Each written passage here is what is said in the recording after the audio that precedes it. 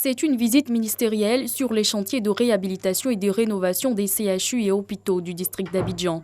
L'inspection du ministre de la Santé, Eugène Akaolé, vise l'état des lieux pour certains établissements et l'état d'avancement des travaux pour d'autres. Nous venons du CHU Cocody, où les blocs opératoires sont censés être terminés depuis.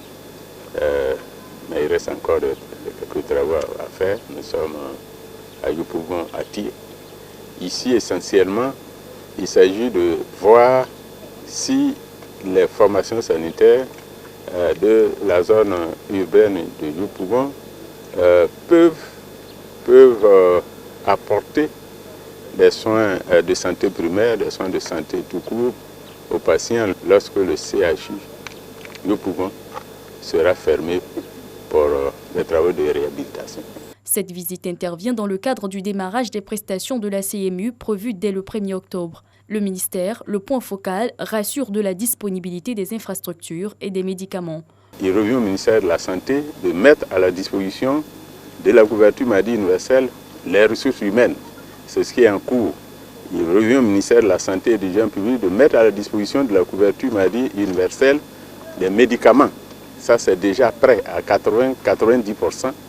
Il revient au ministère de la Santé de mettre en place les infrastructures, les équipements, de mettre à niveau aux normes pour que ça puisse fonctionner. Et ça, nous avons aujourd'hui au moins déjà 200, au moins 300 établissements qui peuvent, avec lesquels on peut démarrer. Plusieurs établissements sanitaires de l'intérieur du pays, notamment dans la région du Nzi et du Boclé, ont aussi été visités par le ministre de tutelle.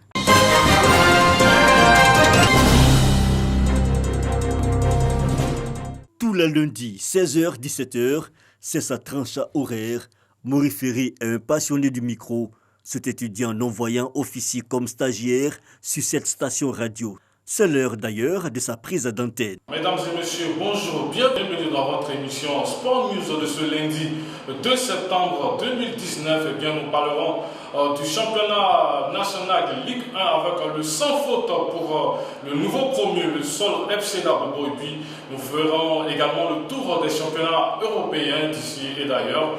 Eh bien, installez-vous bien, nous partons en musique et puis nous revenons tout juste après. Animateur et journaliste sportif, Maurice Ferry suscite, au-delà de la curiosité et l'admiration de ses confrères, organiser les contours d'une émission radio, pas facile. Sa force, le travail en équipe. Il est discipliné, il dépose son conducteur, on prépare ensemble l'émission, on s'accorde sur tout ce qui doit se passer, comment est-ce que l'émission va se dérouler.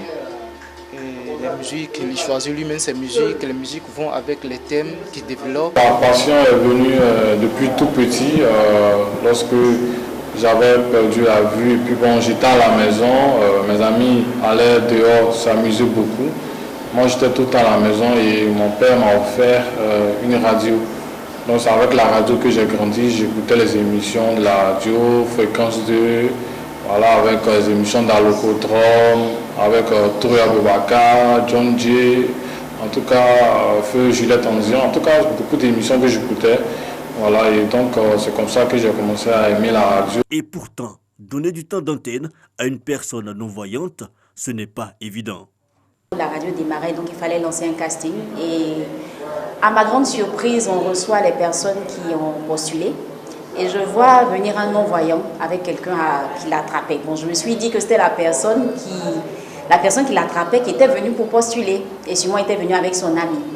À ma grande surprise, c'est le concerné, quand on l'a appelé, quand on a cité son nom, je vois le non-voyant qui s'avance, on l'installe au niveau du micro. Bon, on était tous surpris au niveau de la direction, puisqu'on ne s'attendait pas à ça du tout. La première émission, j'avoue qu'on était vraiment surpris, très étonnés, parce que tout s'est tellement bien passé. C'était une émission où on avait carrément ouvert les téléphones, les gens appelaient, mais les gens ne savaient pas à qui ils avaient affaire. Sa passion, Maurice Ferry y croit dur comme fer, il s'en donne même les moyens. Il est inscrit à l'université Félix Houphouët-Boigny de Cocody en licence 3 de communication option journalisme. Son quotidien, loin des salles de cours, se déroule ici, avec d'autres personnes handicapées visuelles, dans cette salle multimédia réservée aux malvoyants. Leur quotidien n'est pas facile. Il faut convaincre, affronter le regard et faire ses preuves. Leur outil de travail, Cet ordinateur doté d'un logiciel audio et le téléphone doté aussi du même dispositif. Perdre la vue, c'est pas perdre la vie. Donc je me dis quoi, si j'ai déjà choisi, le fait même de choisir ce métier-là, c'est déjà un défi que j'ai relevé. Licence 1, licence 2, licence 3, si je suis arrivé à ce niveau-là, affronter, c'est les moyens de bord. Les moyens de bord, là où il me manque les yeux, bon, je vais utiliser l'ordinateur qui me parle déjà. Pour chercher les informations, on va se frotter au milieu pour voir un peu. Affronter comme les autres. Vaincre les obstacles malgré l'infirmité, Maury Ferry et ses amis disent observer les choses avec le cœur. Pour le journaliste, l'arme ultime demeure sa voix, mais aussi son micro.